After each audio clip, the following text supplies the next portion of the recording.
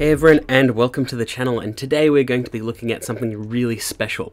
This is the S.H.Figuarts Metal Cooler from the Dragon Ball Z movie Return of Cooler. Now, like I said, this is special because, one, it's a movie villain, and so far pretty much all the movie villains they've done for S.H.Figuarts have been fantastic. It's also just a really hard character to execute in terms of a posable figurine or even just a statue, and there haven't been a lot of things of Metal Cooler. And the craziest thing about this is that this is pretty much painted head to toe, and it's painted in a sort of like plated chrome. And it's so reflective that you'll probably be able to see me throughout this video. It is so cool. Now, this is a premium Bandai exclusive and had a premium price to match. I don't know the exact amount in US dollars, but I will try and throw up the Japanese yen price on screen. It's a bit annoying that he is expensive because he's a character where you would want multiple of him, just because that's the way that the movie worked. So if you did want an army of coolers, it is a gigantic investment, even if you're just getting 2 or 3. But regardless, he is very, very cool. So taking a quick look at the box, it is the standard S.H.Figuarts format, so clear window into the front and promo images along the side. I do like the monochromatic style of the box this time, because it suits the very silver style of Cooler. So it just looks really nice, complements the figure perfectly, and as you'll see, the promo images don't quite match the figure, because due to fan feedback after the original reveal of Cooler, they sort of made him a little more screen accurate in terms of the colouring style of the figurine. But anyway, taking him out of the box, you can see what he comes with.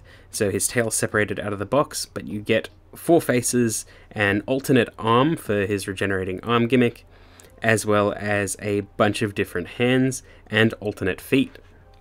Now, it's not the craziest loadout out there, but it is a pretty good one.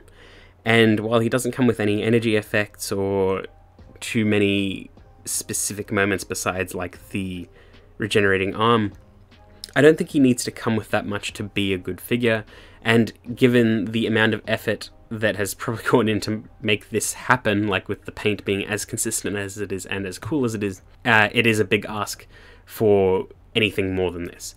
Yeah, it'd be nice if he had like the rock accessory that they keep showing in all his promo stuff, but that's pretty minor at the end of the day. You can just buy a Tamashii effect part or make your own and things like that. It's not a deal breaker in any sense of the word. But taken out of the box, here he is in all his glory. And I will be changing lighting conditions several times throughout this video just so you can see how reflective he is and how he really captures the feel of the room and the feel of the lighting.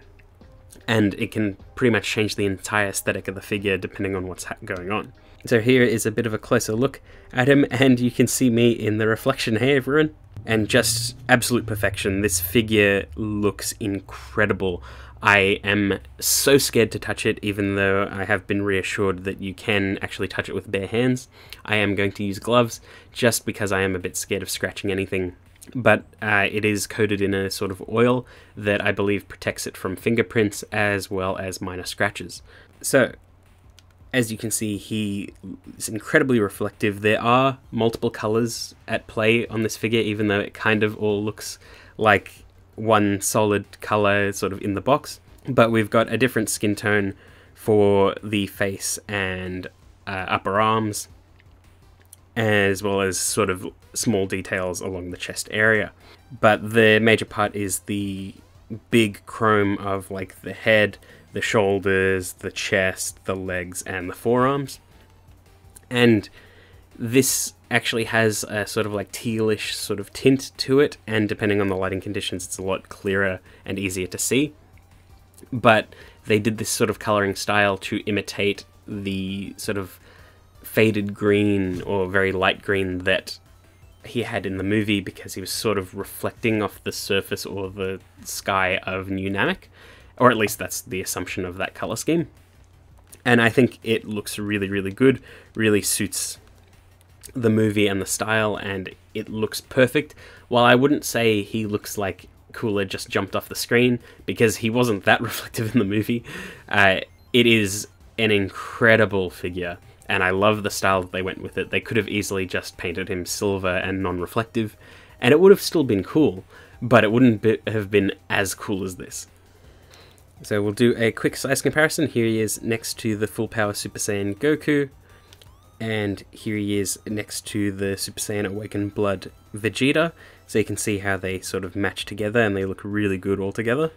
Here he is next to the previous Cooler release, which was his final form Cooler, and you can also see how much smaller Metal Cooler is next to him.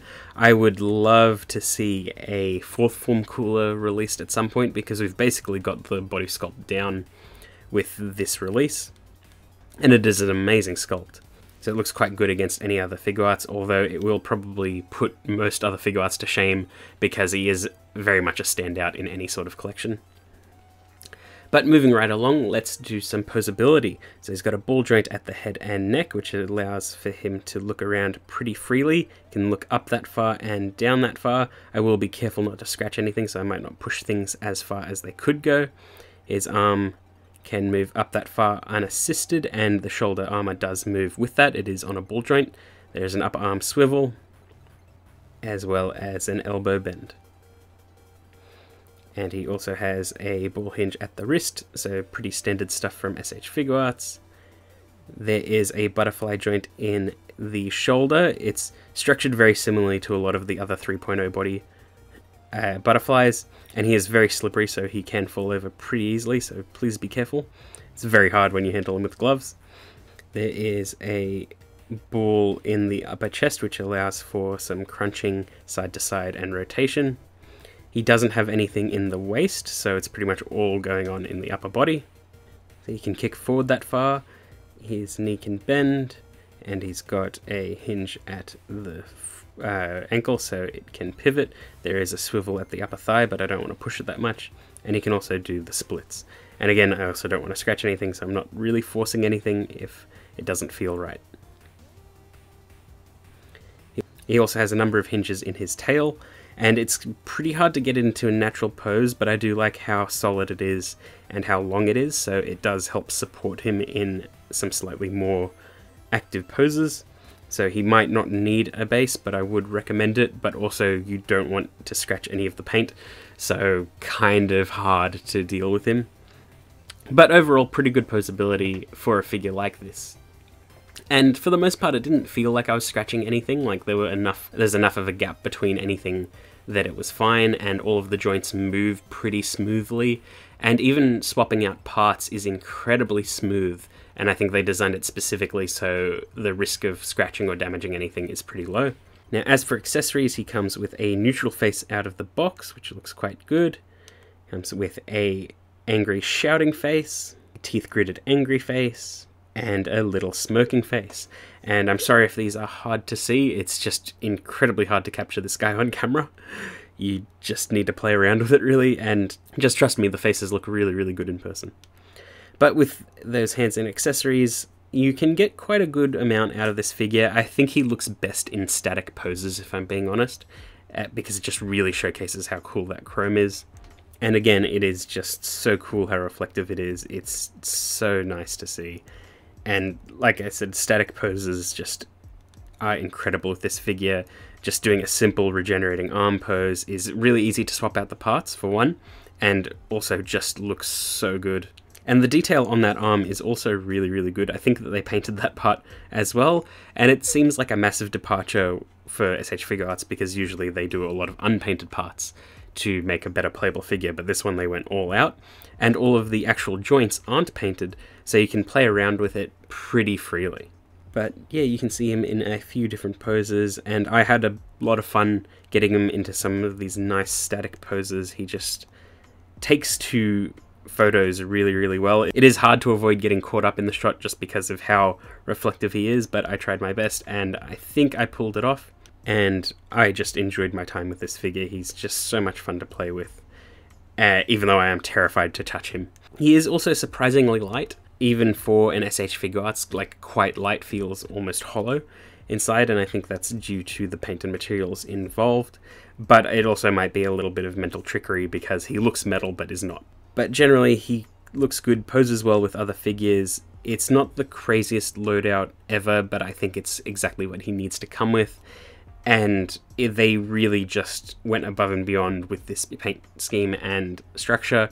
Like, it's amazing we got anything at all in terms of accessories when they could have really just given us the bare minimum and it would have probably been fine. Overall, this figure is so good. I love the sculpt so much, and I'd love to play around with it a lot more, even though I am terrified of touching it. And that's why I'd like them to do an actual fourth form cooler at some point, especially since we do have metal and final form. Like, it feels like we're missing something now. And you can repurpose most of this mold for the fourth form one, and I think we'll have an excellent figure out of it. It won't look as amazing as this, obviously, but I think that it would go down as another incredible S.H.Figuarts figure. But that's pretty much it. I hope you enjoyed that video, and I will see you all next time.